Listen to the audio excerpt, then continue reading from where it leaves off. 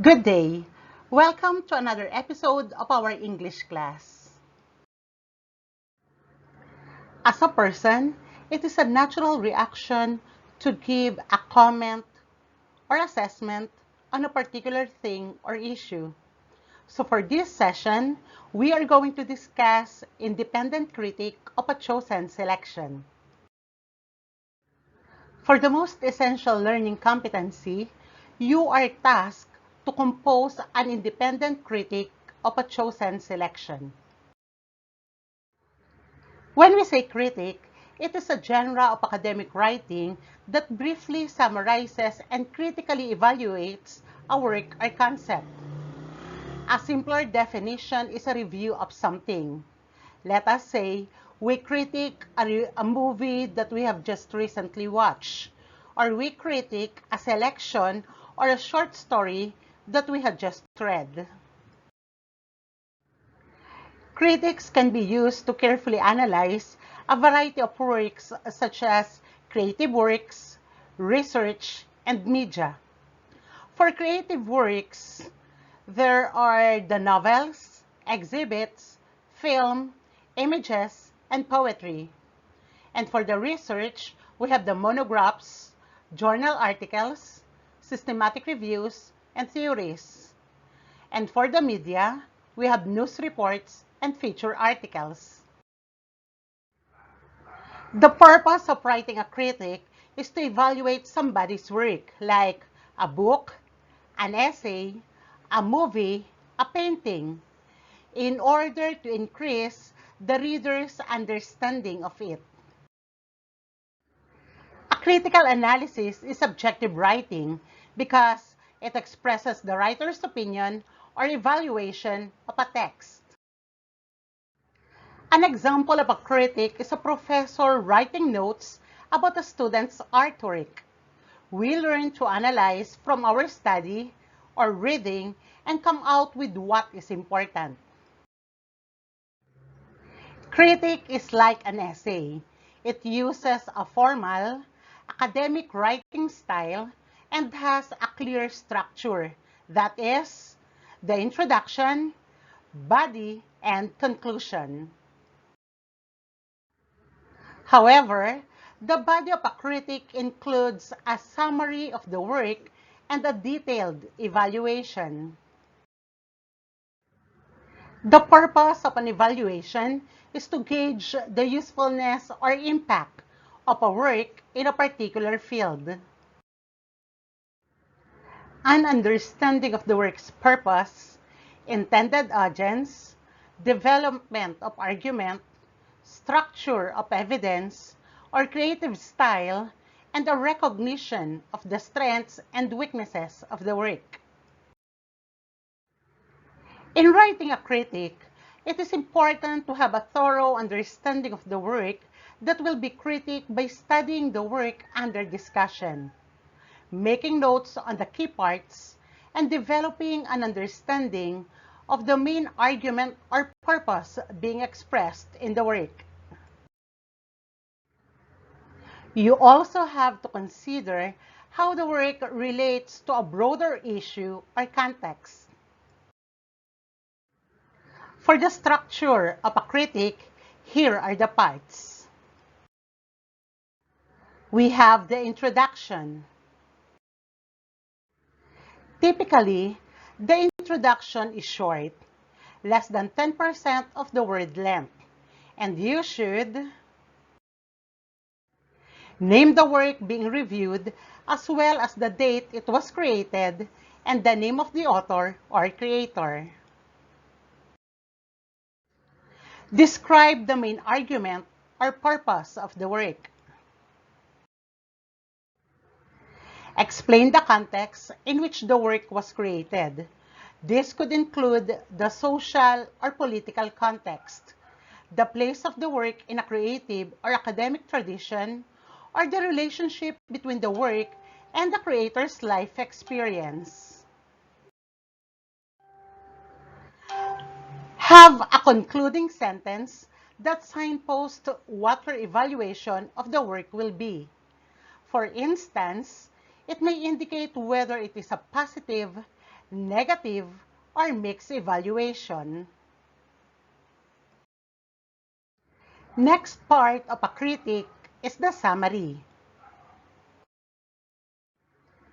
In summary, briefly summarize the main points and objectively describe how the creator portrays this by using techniques, styles, media, characters, or symbols. This summary should not be the focus of the critique and is usually shorter than the critical evaluation. Next part is the critical evaluation or the body. This section should give a systematic and detailed assessment of the different elements of the work, evaluating how well the creator was able to achieve the purpose through this. For example, you would assess the plot structure, characterization, and setting of a novel. An assessment of a painting would look at composition, brush strokes, color and light.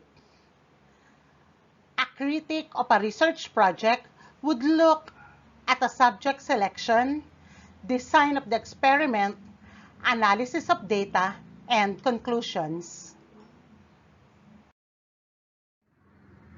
A critical evaluation does not simply highlight negative impressions. It should deconstruct the work and identify both strengths and weaknesses. It should examine the work and evaluate its success in light of its purpose. This evaluation is written in formal academic style and logically presented. Group and order your ideas into paragraphs. Start with the broad impressions and then move into details of the technical elements. For shorter critiques, you may discuss the strengths of the work and then the weaknesses. On the other hand, in longer critiques, you may wish to discuss the positive and negative of each key critical question in individual paragraphs. To support the evaluation, provide evidence from the work itself, such as a quote or example, and you should also cite evidence from related sources. Explain how this evidence supports your evaluation of the work. And we have now the conclusion. This is usually a very brief paragraph which includes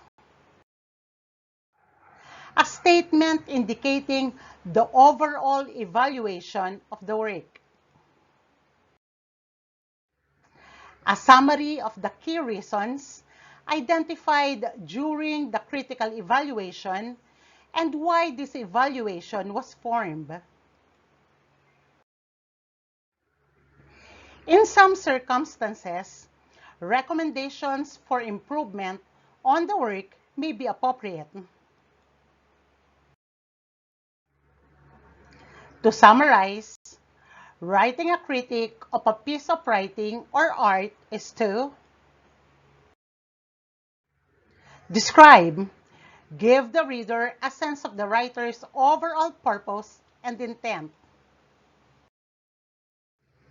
Analyze, examine how the structure and language of the text or art convey its meaning. Interpret, state the significance or importance of each part of the text or art, and assess, make a judgment of the work's worth or value. And now, let us have the guided practice. The title of the short story that we are going to critique now is The Necklace. It is written by Guy de Maupassant. Guy de Maupassant has the real name Henry René Albert Guy de Maupassant. He was a 19th century French author who was remembered as a master of the short stories.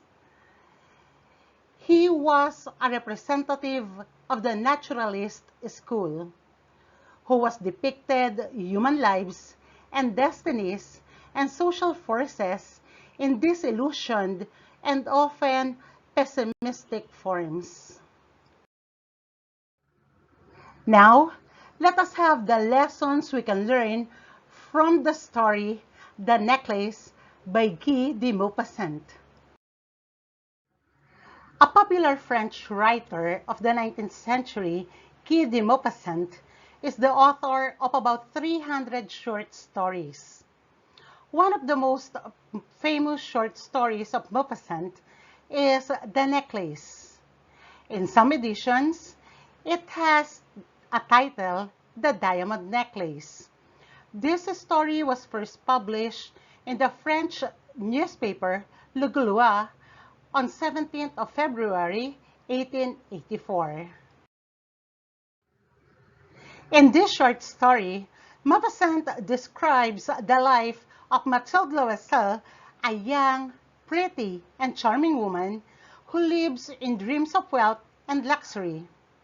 Born and raised in a family of clerks, she refuses to accept her position in life and feels cheated instead. She wants to take a higher social status. That is why her marriage with a low-paid clerk does not bring happiness to her.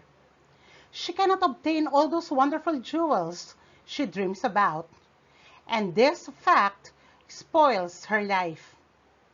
Even her husband's life and caring attitude cannot comfort her, because like a spoiled child, she is blind with her desire and does not notice anything else. The Necklace is deeply didactic. It shows us how people put so much value in materialism, worshipping expensive items and rich people themselves. It reminds us to avoid Madame Loisel's fatal mistakes and focus on the eternal joys of life, such as love, health, and family. We can say that this short story is similar to a moralistic fable. The length of the work also reminds us of sapiential Aesop's fable.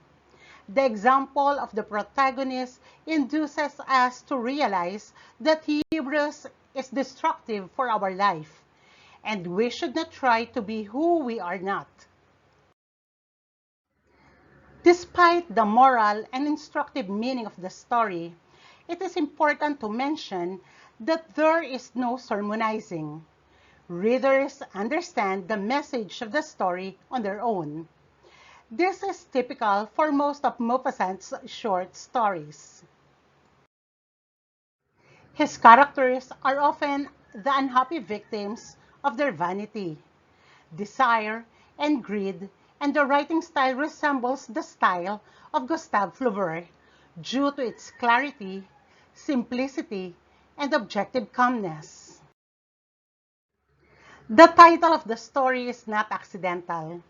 The necklace is a symbol of envy and greed, which are the leading themes of the story.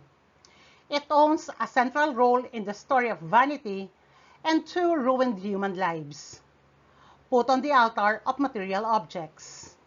The necklace represents that deceiving other people would inevitably lead to one's downfall. Also, in a symbolical way, it shows us how greed can change a human soul.